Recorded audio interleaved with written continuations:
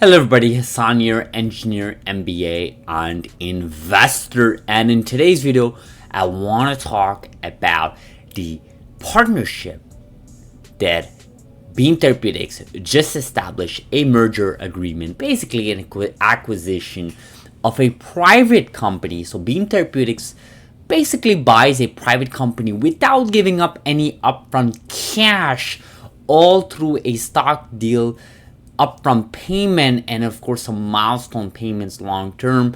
I want to talk about here all of this video. What does it mean? What does that mean for the space? What are the speculations? And I think it is important for us to review that because you can see where CRISPR companies are heading long term. So let's jump right into it. Before I do want to mention really quick, it is Saturday, beautiful Saturday here in Toronto. Wherever you are, hopefully you're having a beautiful summer so far, guys. Really important, drink water, guys. I just had this conversation with someone recently. People don't drink enough water, guys. Like, honestly, if you don't like water, just go to the grocery store, buy those flavored 0 calories water, carbonated water. Do it, guys. Trust me, you will thank me.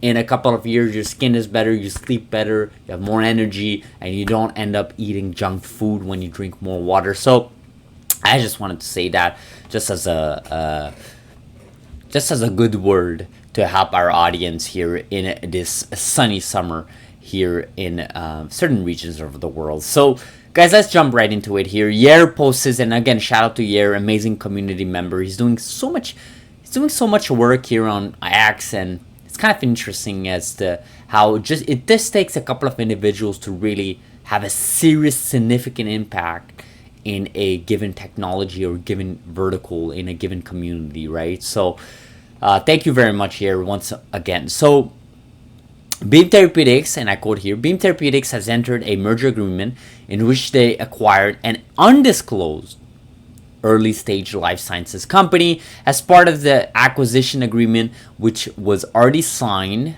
on the 1st of July. Beam has issued to the undisclosed company shareholders 403,000 shares as upfront payment, and could pay an additional $89 million in milestone payments upon the achievement of certain development, clinical, and commercial milestones. And it continues here. Interestingly enough, this entire deal is based on payment via shares allocation with no cash payment involved. Not only is the initial upfront payment based on Beam shares, but also on future milestone payments, with all being current stock price, with the maximum number of shares issuable to be 5 million. So 5.2 million. So there's some napkin math here. Well, it's not napkin math. These are actual calculations here. So the first upfront payment, you can tell it's about $6.8 million. This is how you got that calculation. It's all in their press release there. And then, of course, the milestone payment, you're looking at 5.2 million upfront shares that could be eventually paid upfront later as they reach those milestones. And again, same stock price, that's basically $89 million. And of course, I commented it's a smart deal.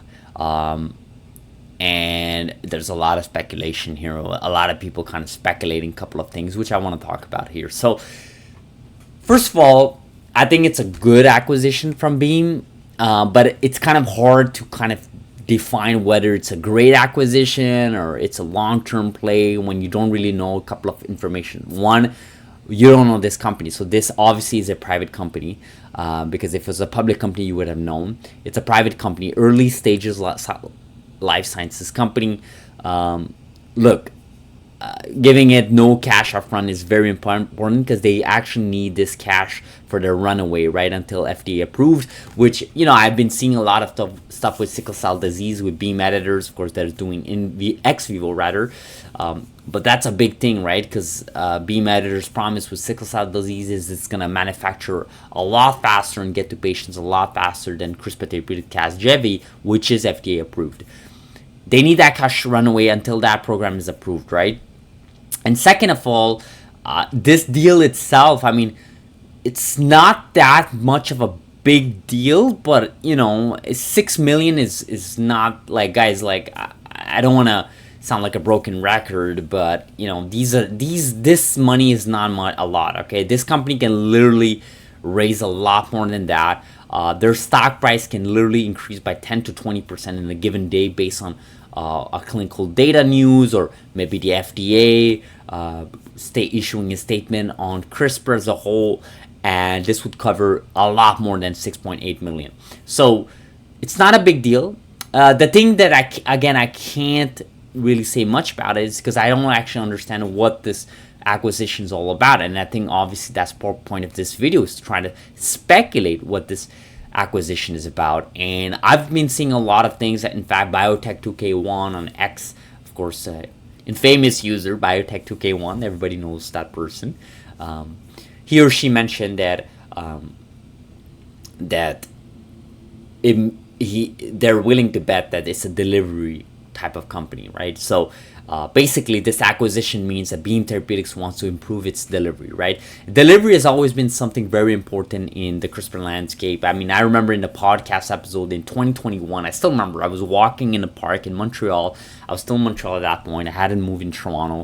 It was the early summer. The podcast between Dr. Liu and ARK Invest, and I think one of the topics was delivery, and Dr. Liu basically said that's basically the next big breakthrough for CRISPR companies, to figure out how to get this efficient, how to get this safe, efficient, right? Delivery is the way to go. So we figured out the edits, whether that's, CRISPR-Cas9 first gen, or, CRISPR-Cas12, or, you're looking at Beam Therapeutics base editors or prime editors from Prime Medicine. But ultimately, delivery was never tackled in the 2010s era, right? And this is basically what the 2020s era, this decade, is basically addressing, for this CRISPR tool to become really fully developed and safe, efficient, and be expedited in the eyes of regulatory bodies, and of course expanded through other diseases than just your couple of diseases, which again is very important, like beta thalassemia, sickle cell disease, HAE, ATTR. These are serious, significant diseases that have to be addressed, but long term, your delivery has to be tackled. So a lot of people been speculating that delivery is what this private company was all about, and now Beam obviously owns fully that technology, whatever that delivery mechanism is. Another kind of speculation was on oncology, right? I saw that earlier as well.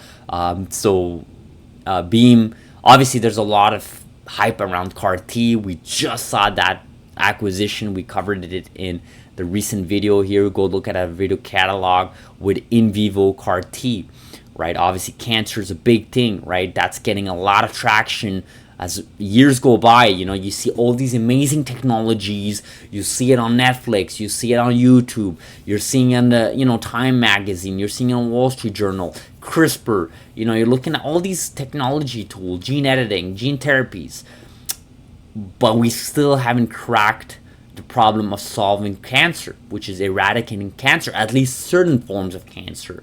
We have ways to maintain patients. We have ways to maybe do heavy chemotherapy and hope for the best, but people are looking for something else here. People are looking for something quick, safe, efficient, and that's a big thing. I think that may have been the acquisition. Again, we're speculating here, guys. That's the point of this video.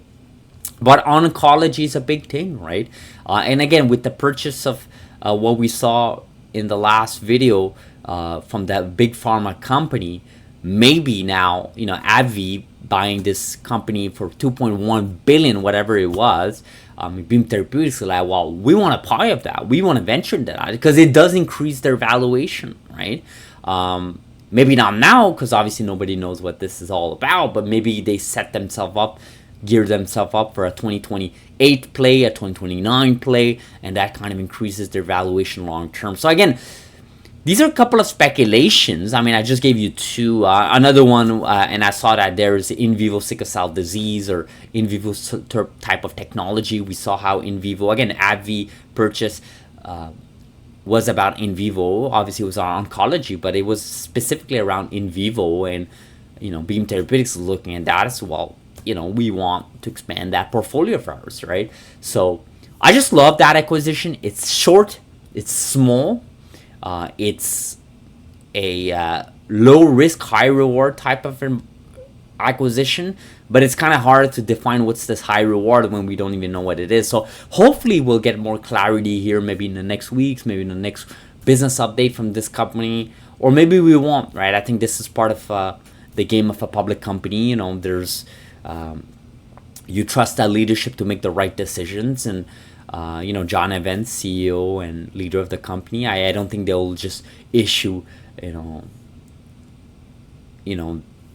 that much money to buy a company if they're not confident that that can help their portfolio somehow, some form. Now, whether or not it's gonna become a $1 billion play or a multiple $1 billion play, that's up for debate.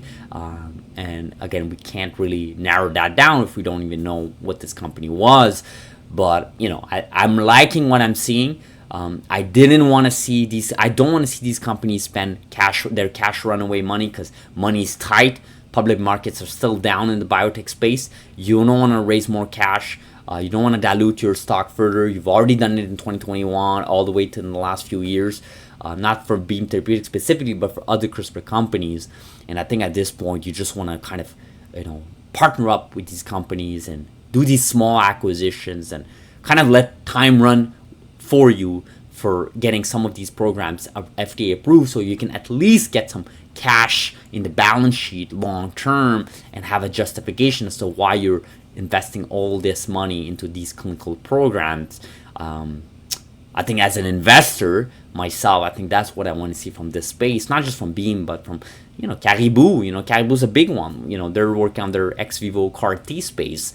I mean, can you do something there? Can you partner up with a big pharma company? You can't make me believe that there's absolutely no big pharma company that doesn't want to dabble into it. And if that's the case, then maybe we need a change, right? So guys, I don't want to ramble here. I don't want to go way too off topic. But this is the news. This is what I'm speculating here.